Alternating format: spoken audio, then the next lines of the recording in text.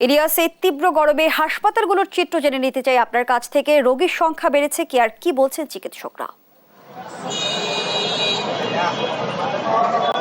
জয়, ধন্যবাদ। আসলে তীব্র গরমে আমরা দেখেছি বিগত কয়েকদিন ধরেই ময়মনসিংহ মেডিকেল কলেজ হাসপাতাল সহ বেশ কয়েকটি হাসপাতালে রোগীর চাপ বেড়েছে।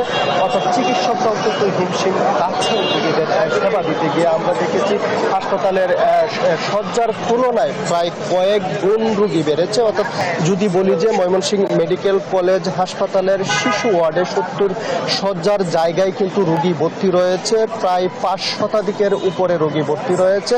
এবং আমরা দেখেছি যে একেবারেই বেড সহ মেঝে বারান্দায় রোগীরা কিন্তু শুয়ে শুয়ে চিকিৎসা সেবা নিচ্ছেন এবং তারাও কিন্তু অনেকটা বিপাকের মধ্যে আছেন এবং অনেকটা কষ্ট করে তারা চিকিৎসা সেবা নিচ্ছেন। সেই বিষয়টি আজকে লক্ষ্য করেছি। অর্থাৎ আজকে সারাদিনই আমরা ময়মনসিংহ মেডিকেল সহ বেশ কয়েকটি হসপিটালে কিন্তু আমরা খবর সংগ্রহে আমরা কিন্তু গিয়েছিলাম এবং আমরা সেখানকার পরিস্থিতি দেখে কিন্তু আমাদেরও খারাপ লেগেছে। অর্থাৎ চিকিৎসকরা বলছেন যে তারা তাদের সাধ্য অনুযায়ী অর্থাৎ জনবল সংকটের মাঝেও কিন্তু তারা তাদের যে সেবা কার্যক্রম সেটি অব্যাহত রেখেছেন। এবং আমরা দেখেছি রোগীরা এবং তাদের স্বজন যারা আছেন তারাও কিন্তু অনেকটাই অভিযোগ করছেন যে তারাও ঠিকমতো যে সেবা পাচ্ছেন সেই বিষয়টিও কিন্তু তারা বলতে পারছেন না। এবং চিকিৎসকরাও কিন্তু আন্তরিকভাবে চেষ্টা করছেন যে তাদের অর্থাৎ যারা ভর্তি হচ্ছেন তাদেরকে যেন ঠিকমতো সেবা দিতে পারেন সেই লক্ষ্যে কিন্তু তারা তাদের যে কার্যক্রম সেটি কিন্তু অব্যাহত রেখেছেন। এছাড়াও আমরা দেখেছি যে একেবারে নিম্ন আয়ের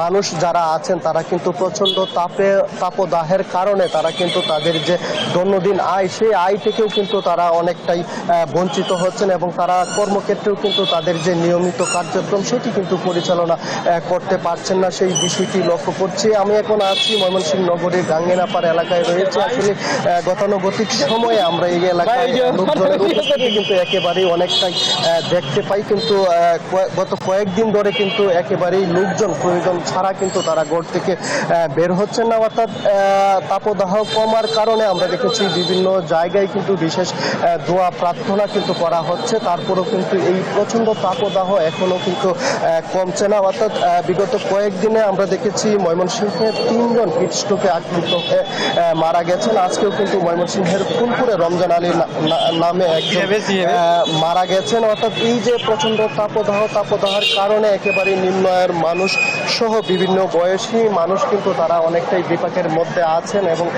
তারা কিন্তু প্রার্থনা করছেন যে এই তাপদাহের পরিমাণ আসলে যতদিন পর্যন্ত না কমবে ততদিন পর্যন্ত তাদের ভোগান্তি এবং দুর্ভোগ সেটি কিন্তু কমবে না। অর্থাৎ চিকিৎসকরা কিন্তু নানান পরামর্শ দিয়ে যাচ্ছেন, সেই পরামর্শ অনুযায়ী সাধারণ মানুষকে কিন্তু আমরা চলতেও লক্ষ্য করেছি এবং সেই পরামর্শ অনুযায়ী যদি না চলে আসলে হয়তো হাসপাতালগুলোতে আরও রোগীর সংখ্যা বাড়বে।